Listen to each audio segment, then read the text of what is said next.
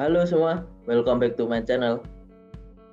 Kali ini kita coba akan bahas terkait indeks high dividend 20. Jadi indeks ini mengukur kinerja harga dari 20 saham yang membagikan dividen tunai selama 3 tahun berturut-turut dan memiliki dividen yield yang tinggi. Dan ini diberitakan dari Kontan di awal 2022 disebutkan bahwa ada 4 saham yang dimasukkan ke dalam indeks high dividend 20. Yang pertama ini ada Adira Dinamika Multi Finance, ADMF, Aneka Tambang, ANTM, Antam, Hexindo Adi Perkasa atau Hexa, dan Mitra Pinastika Mustika, MPMX. Dan ada 4 emiten atau saham yang dikeluarkan dari indeks high dividend 20. Yang pertama adalah Dimas Pura Delta Lestari, kedua adalah INTP, Indosemen Tunggal Prakarsa, ketiga adalah Pegas, perusahaan gas negara, dan terakhir adalah Waskita Beton Precast atau WSBP. Indeks high dividend 20 ini akan berlaku di 2022 mulai 4 Februari hingga 2 Agustus 2022. Nah, di sini terlihat dari pengumuman yang disampaikan di Januari 2022 ada 4 emiten yang dikeluarkan dan 4 emiten yang baru dimasukkan. Ini adalah profil untuk indeks high dividend 20 yang mulai berlaku di Februari 2022. Ini ada gambaran tentang price to earning ratio. Kemudian ada nilai dari price to book value ratio masing-masing emiten. Dan masing-masing ini ada diameter menunjukkan persentase dividen yield yang dikucurkan oleh emiten tersebut di 2021. Yang terbesar di 2021 adalah Hexa, kemudian ada yang kedua adalah MPMX di 11,9%. Kemudian di sini ada Dimas 9,8% yang warna merah. Berikutnya adalah Adaro 9,2%, ini yang warna abu-abu, dan 7,5% untuk HM Sampurna.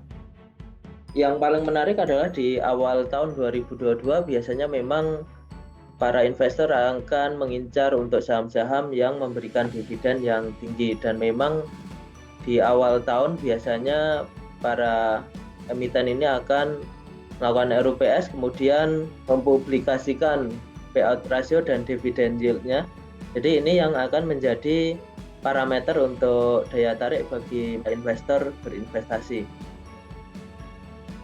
Price to earning ratio di sini diambil dari trailing 12 month. Jadi selama 12 bulan terakhir di 2021.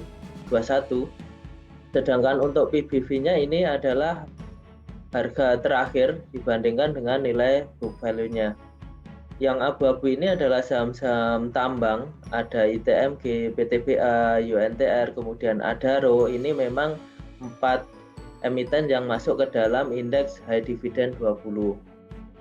Kemudian di sektor finance ini ada Adira, kemudian ada BMRI, kemudian ada BBNI, dan BBCA maupun BBRI. Sektor finance yang secara PBV masih di bawah 2 ini ada BMRI dan BBNI serta Adira Finance. Sedangkan untuk saham consumer ini ada INDF. Jadi INDF ini mempunyai dividen yield 4,5% di 2021 dan secara PI rasionya di bawah 10 dan PBV-nya di bawah 1,5. Kemudian di sektor perdagangan atau industri, di sini ada ASI, Astra Internasional, dengan dividen yield-nya 2,3 di 2021.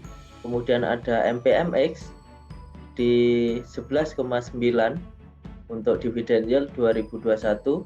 Dan ada Hexa. Hexa ini yang baru dimasukkan di 2022 ini. Dividen yield-nya selama 2021 24%. Kemudian ada beberapa emiten lain yang memang termasuk yang high dividend, tapi kalau dari sudut pandang PBV-nya ini masih di atas 2, kemudian PE ratio-nya di atas 15. Di sini ada HM Sampurna, Telkom, kemudian Tower, CPIN, kemudian Bank BBRI, INTP. INTP ini juga dikeluarkan dari emiten indeks high dividend 20. Kemudian ada Antam. Antam ini satu-satunya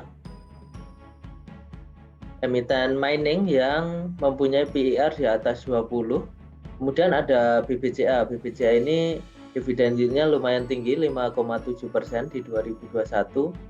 Tapi secara PER termasuk yang tinggi di atas 30 dan PBV-nya juga di atas 5.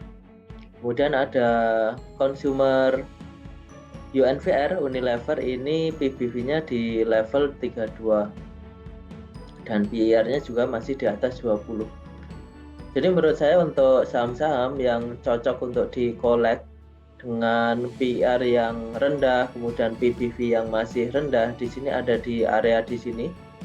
Contohnya ASI, MPMX, kemudian Indofood, lalu ada Hexa, kemudian ada emiten-emiten tambang seperti Adaro, UNTR, PTBA, dan ETMG. Oke, ini sementara untuk review indeks high dividend 20 yang akan berlaku di 2022 ini patut kita nanti karena di awal tahun ini biasanya para emiten ini akan membagikan dividen dan kita patut melihat terkait laporan keuangan ya, laporan keuangan selama 2021 apakah itu nanti akan memberikan kontribusi yang lumayan tinggi sehingga memberikan dividen yield yang tinggi juga bagi para investornya. Oke, sekian dulu untuk video ini. Tolong like dan komennya di video ini dan tolong subscribe-nya di channel saya biar dapat update video-video terbaru berikutnya. Terima kasih.